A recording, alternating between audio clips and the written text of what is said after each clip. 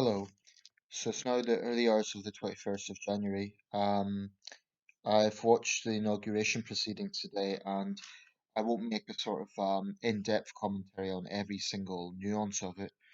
But it's a historic day. All inaugurations are by nature. Um, and today was no exception. It will be remembered um, partly for negative reasons because of the break of protocol. Also, the circumstances with coronavirus sweeping the country and the world for that matter. And also for the historic significance of the individuals who are the focus. Joe Biden is the oldest president ever, and Kamala Harris, of course, has been repeatedly pointed out, makes history as well.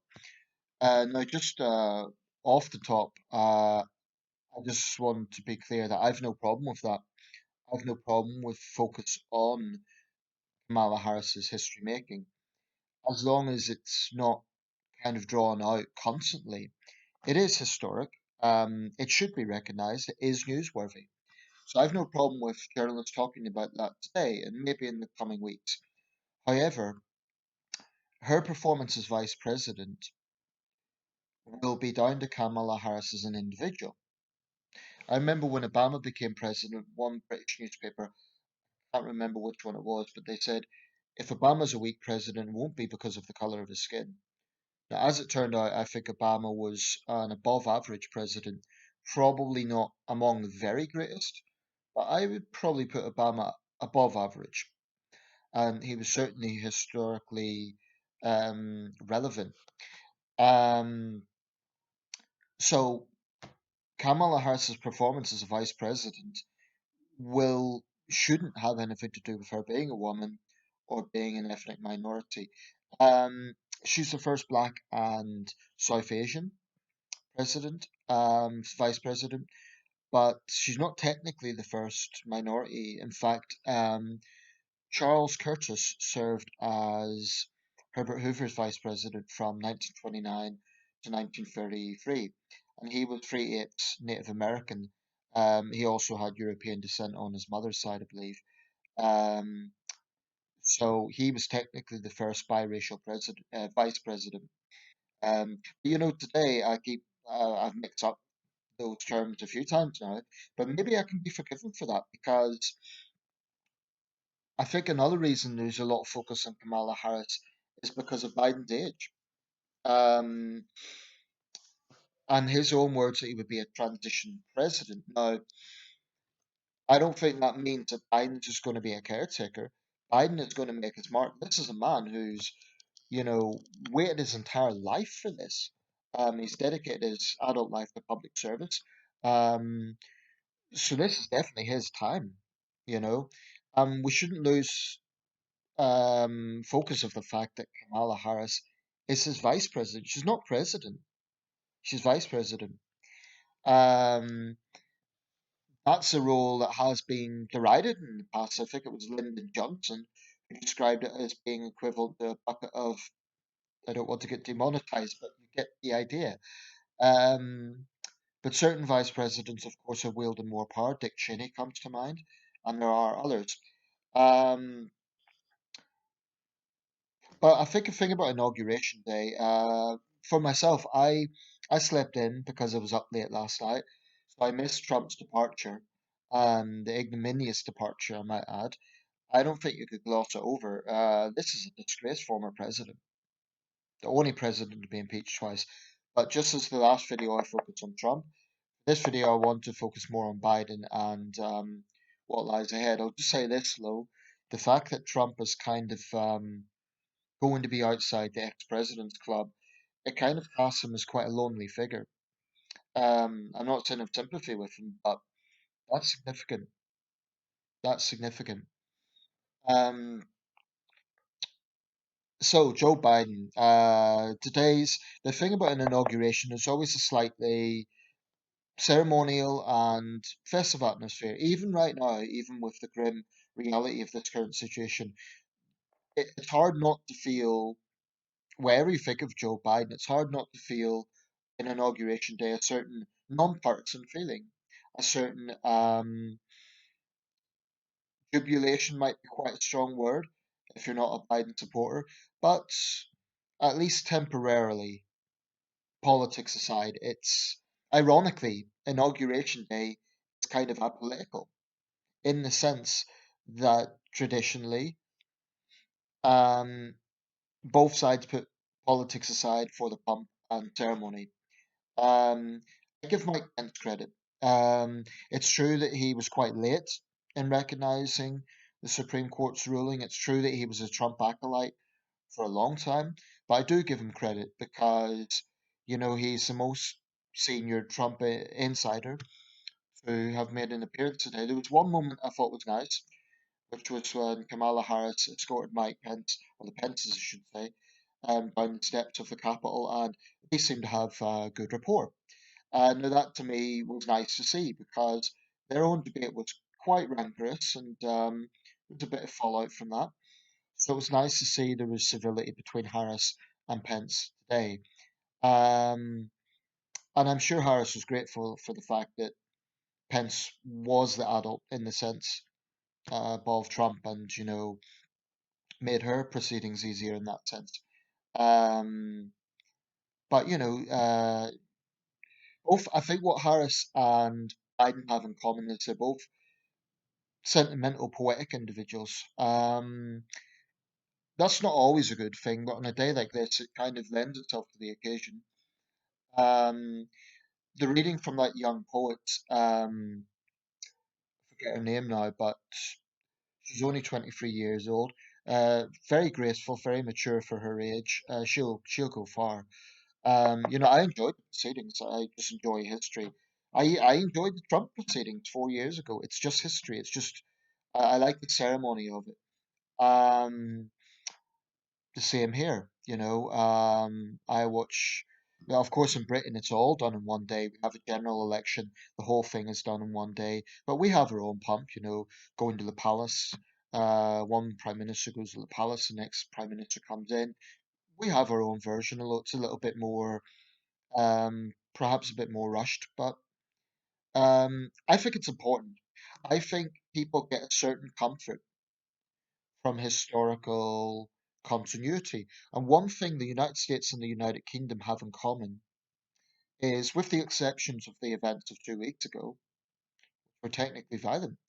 Um, both countries have a long-standing history of peaceful transfer of power. 300 years in Britain, from Walpole to Johnson, we haven't had significant violence in a prime ministerial transition. Likewise in the United States. They said that this situation of Trump not turning up hasn't happened in 152 years. So that's 1869. That would be um, the transfer of Andrew Johnson to Ulysses S. Grant. I'd need to look it up, but I suspect that's because of Johnson's impeachment. Um, so, although I'm not sure if Nixon was present at Gerald Ford's formal uh, swearing in as president. Ford, of course, was never formally inaugurated because he didn't win the presidency in his own right. Um, but it'll be refreshing to see him 4 years from now a degree of normality. I'd be very, very surprised if Biden runs for a full 8 years. And I'd be very surprised if Harris doesn't run for president. I mean, she's kind of been sculpted now for that to happen. Some are, some on the right are saying give him 6 months and she'll be running. I think that's an exaggeration. I sort of see where they're coming from because there are times, frankly, Biden's age shows. But I think this little Sleepy Joe smear is misguided as well. Um, what's his priorities? Obviously, coronavirus. That goes beyond anything else, and I don't think anything's going to change immediately in that regard. The mandate of masks. Um, Probably the rollout procedure of vaccines, but thousands more people sadly are going to die from this. And Biden himself acknowledged that. He didn't begin on a false narrative. In that sense, he showed maturity and statesmanship. He leveled with the American people. He said, this is going to get worse. I think that warrants respect, being upfront. not giving a false message, because presidents have to get a balancing act. They need to be honest, they need to be level with the people they serve, but they also have to give vision and optimism. And I think Biden's handled that balance very well, I have to say. Um, I mean, say what you want, but this is a very skilled politician. He's been in politics for 50 years, so to just dismiss him as Sleepy Joe, I think is a big mistake. Um, I think that there's apparently he overturned 17 Trump era policies, which is obviously going to create controversy. It's going to create debate. Some of that I can get on board with, signing up to the Paris Climate Agreement. The Muslim ban, I think, was somewhat exaggerated because it wasn't technically a ban on Muslims. It was a ban from Muslim majority countries, and I don't necessarily agree with it. But that's one of Trump's policies that I think has been somewhat distorted. Um, what I want to really see from Biden is, the Democrats are very good at talking about unity and reaching out, and I'd say they're far more sentimental in that sense. And it's all good. It's all good. It's the right tone. But it has to be matched with action.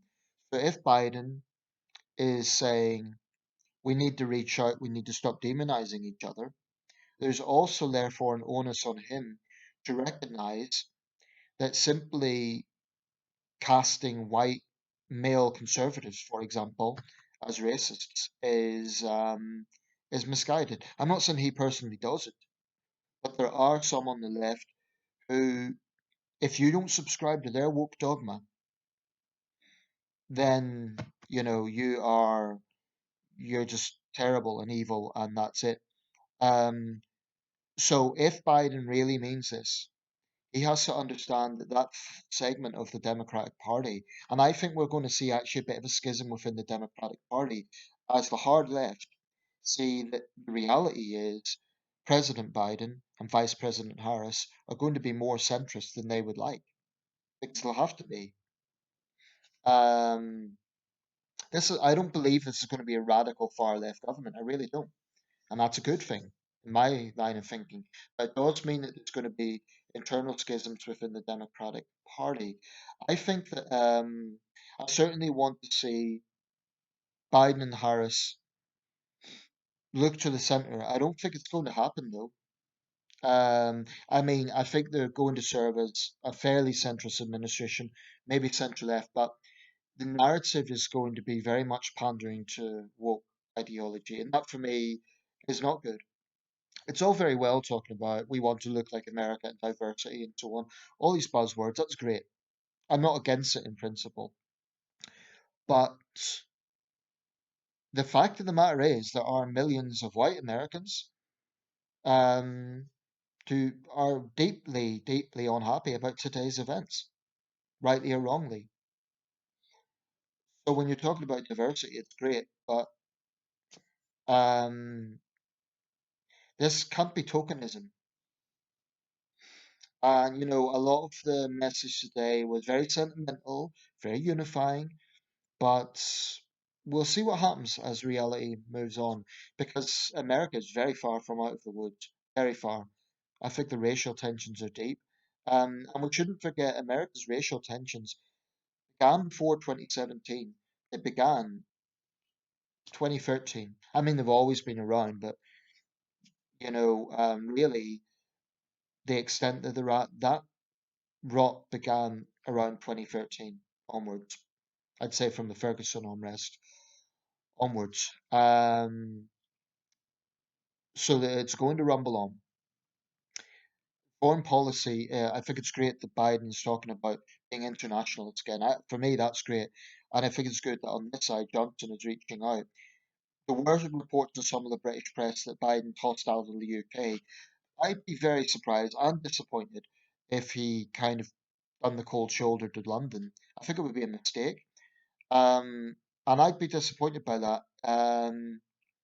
He said actually recently, we don't have a House of Lords in this country. Um, Biden's got Irish roots. Biden is known to be unhappy about Johnson's criticism of uh, some of the left wing factions in the Democratic Party, like Black Lives Matter, or rather his government's distancing from that.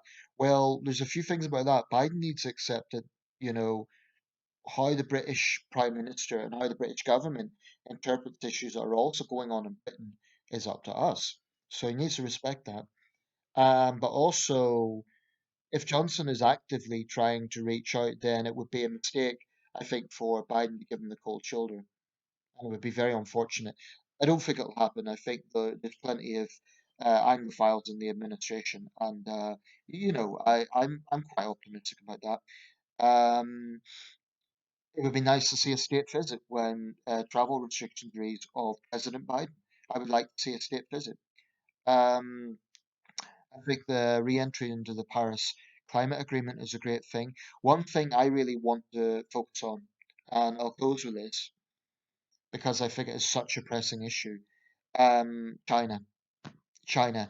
I know in Hong Kong quarters, there has recently been an absurd level of Trump cultism going on in some of those groups, which is very disappointing in my view, misguided. However, I somewhat understand their fears about Biden in the sense that whilst Biden has spoken out on human rights, he hasn't really been that vocal about China. No one near as vocal as I think he should be. I think he needs to be hawkish, quite frankly. Um, because he needs to understand that the perception of his administration is that it is going to bend over backwards for Beijing. Now, I don't think that's actually true. I don't think that's necessarily accurate to what his thinking and his approach will be. They need to prove that. I want to see Biden and Harris really, really stand up to these thugs in Beijing. They've inflicted coronavirus on the world. They are committing genocide, cultural genocide, certainly, against the Uyghur people. And if Biden doesn't want to go down in history as the president who oversaw China surpassing the United States, he needs to be very, very assertive on this. I give Trump credit for some of the changed rhetoric. I think that was important, actually. But Biden and his administration cannot have business as normal with China. They simply can't. And if they do, I think that would be unforgivable. To me, that's maybe the biggest foreign policy priority with Russia as well. We can't underestimate Russia. But I've no concerns about that. From Biden's statements, he sees Putin as a thug. He's right, and I've no concerns that the Biden administration will stand up to Russia. China, I'm not so sure about. I want to see more than words. I want to see action. For example, Chinese ambassador being summoned, um, and a lot more vocal criticism as well, not just behind closed doors. In fact, I think Biden, a good move would be to convene a sort of council of the Five Eyes nations and other interested parties, Japan, South Korea. Um, Basically, I would even go so far as say a sort of emergency summit on China's behavior in the world, because I think what China is doing right now, I think it's morally reprehensible, but I think it's something that if free nations don't take seriously, we'll be looking into the abyss. I was going to make an analogy with the 1930s. I stopped short of that because I don't think China's necessarily going to start a world war. I don't think it will, but it's definitely got a lot more assertive. And right now, the control and the censorship in China is out of control. It's absolute. Ironically, it's out of control. It's cast iron, and the nation whose inept government and cover up imposed this pandemic on the world is now, in a very cruel way, gaining from it because the Chinese economy is growing. And they've managed to hoodwink millions of people that they've handled it well. By what? By punishing whistleblowers, by covering it up, by misleading the World Health Organization, by trying to bribe other governments, by blackmailing and bullying other governments, or trying to. That's the nature of the Chinese regime. So if Biden is to be an internationalist, he needs to see that there is an international stake to get allies on board.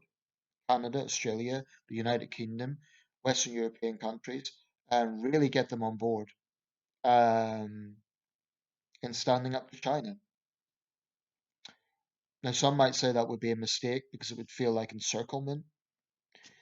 I think China respects strength. Um, and I think Biden does show weakness, then it would vindicate those people who were so critical of him. So, there's responsibility and pressure there not to. Um, what else? Islamist terrorism. I think in America right now, actually, probably far right terrorism is the bigger threat. But Biden needs to have sympathy and understanding that in Europe we have certainly suffered from this, and all over the world people continue to suffer from this. And there needs to be a very clear understanding that anti-Muslim bigotry and concerns about Islamic extremism are not the same thing. I want to see the Biden administration acknowledging that. Don't forget, he was part of an administration that took out Osama bin Laden.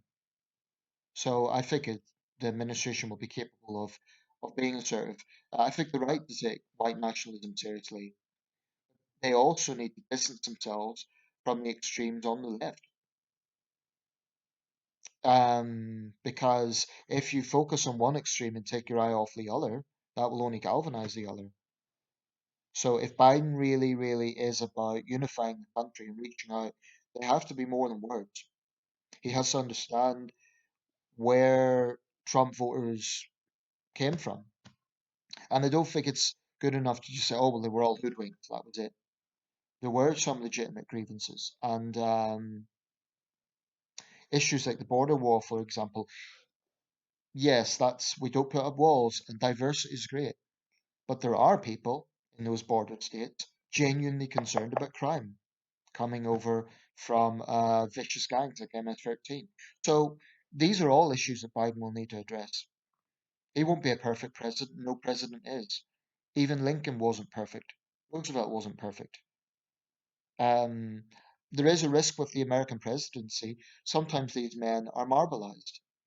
People forget they're human beings, and Biden will not be a perfect president. But one thing that is refreshing about today, it feels normal. I think it was Van Jones on CNN said, boring is good. Boring is good. When Francois Hollande took over as the presidency in France, he styled himself President Normal. Biden can be quite folksy, but he is he's about the American people. I see some similarities with Jimmy Carter actually. Um, I'm not saying that the style is exactly the same, but there's a modesty there that I like. And I thought one of the best things about today was the three former presidents. Of course, Jimmy Carter himself was too frail to be there, but Bush, Clinton, and Obama, that was, and the three men, talking in a unified way, and they understand the demands and pressures of that office, and that was inspiring to see. That's the best of America. Well, the best of America, of course, is frontline nurses and veterans and so on. But it's good to see those three former presidents. And I feel the same way when British prime ministers get together. Tony Blair and John Major, as other examples. Anyway, I'll round this up. But Biden has certainly got his work cut out. Um, he arguably has one of the most demanding, pressurizing agendas ahead, dealing with this pandemic. That will be number one priority. But relations with China and America's culture wars are definitely, definitely going to be other major, major issues. And I sincerely hope for America and for the world this is a successful presidency.